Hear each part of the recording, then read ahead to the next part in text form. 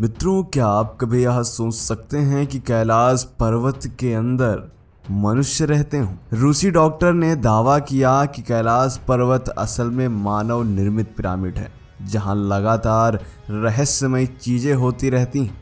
हो सकता है आपको यह बातें अभी मनगढ़ंत लग रही हों, लेकिन यकीन मानिए मित्रों, इस वीडियो को अंत तक देखिए और आपको बताने वाले हैं कुछ ऐसे पुख्ता प्रमाण जिससे वैज्ञानिकों की भी नींद उड़ी हुई है। नमस्कार, मेरा नाम है धीरेन्द्र और आप देख रहे हैं दी साइंटिफिक हिंदू।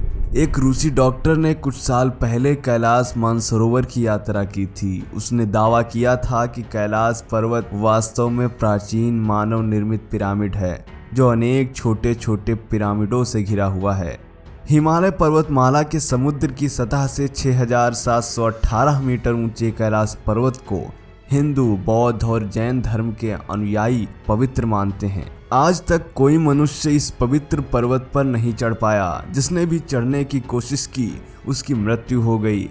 इस बारे में बहुत सी बातें प्रचलित हैं। चीन की सरकार ने कैलाश पर्वत की धार्मिक संवेदनशीलता को देखते हुए पर्वतारोहियों पर अब पाबंदी लगा दी है। इस पर पर्वतारोहण पूरी तरीके से बंद कर दिया गया है। इसका कारण यह है कि 19वीं और 20वीं सदी के शुरू में कुछ पर्वतारोहियों ने इस पर चढ़ने की कोशिश की थी और वह गायब हो गए थे। रूसी डॉक्टर एर्नेस्ट मुल्दशिफ ने अपने संस्मरणों में लिखा है कि एक बार साइबेरियाई पर्वतारोही ने बताया था कि कुछ पर्वतारोही कैसे कैलाश पर्वत पर एक निश्चित बिंदु तक पहुंचे। उसके बाद वे अचानक बूढ़े दिखने लगे। इसके एक साल बाद ही बुढ़ापे की वजह से उनकी मृत्यु हो गई थी। प्रसिद्ध रूसी चित्रकार निकोलाई रेरिख का यह विश्वास था कि कैलाश के आसपास के इलाके में शंबाला नाम का एक रहस्यमय राज्य है। हिंदुओं के कुछ संप्रदाय इस शंबाला को कपापा के नाम से भी जानते हैं, जहां सिद्ध और तपस्वी ही रहते हैं। 1999 में रूस के नेत्र रोग विशेषज्ञ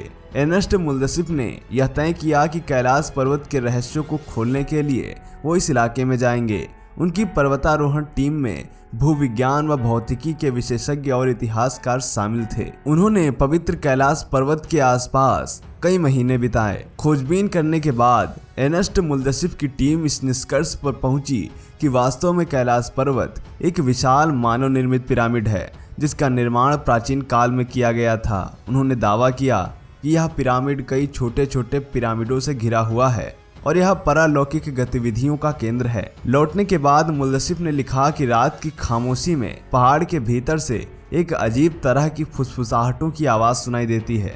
एक रात अपने दोनों सहयोगियों के साथ मैंने साफ साफ पत्थरों के गिरने की आवाज़ सुनी थी। यह आवाज़ कैलाश पर्वत के अंदर से आ रही थी।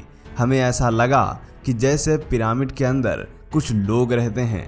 उन्होंने आगे कहा कि तिब्बती ग्रंथ में लिखा हुआ है कि शंबाला एक आध्यात्मिक देश है जो कैलाश पर्वत के उत्तर पश्चिम में स्थित है। वैज्ञानिक दृष्टिकोण से इस विषय पर चर्चा करना मेरे लिए मुश्किल है। मैं पूरी सकारात्मकता से यह कह सकता हूँ कि कैलाश पर्वत का इलाका सीधे सीधे पृथ्वी के जीवन से जुड़ा हुआ है। जब हमने सिद्धों और तपस्वियों के राज्य तथा पिरामिड और पत्थरों के दर्पण को मिलाकर एक नक्शा बनाया, तो हमारे यह देखकर होश उड़ गए कि वह नक्शा जैसे डीएनए के अणु के स्थानिक संरचना का नक्शा था। मित्रों, कैलाश पर्वत और उसके आसपास के वातावरण पर अध्ययन कर रहे वैज्ञानिक जार निकोलाई रोमनोव और उनकी टीम ने तिब्बत के मंदिरों में धर्म गुरुओं से मुलाकात की और उन्होंने बताया कि कैलाश पर्वत के चारों ओर अलौकिक शक्ति का प्रवाह होता है, जिसमें तपस्वी आज भी आध्यात्मिक गुरुओं से संपर्क करते हैं। तो मित्रों, आपको यह वीडियो पसंद आया हो तो लाइक करें और ऐसे ही वीडियो और पाने के लिए सब्सक्राइब करें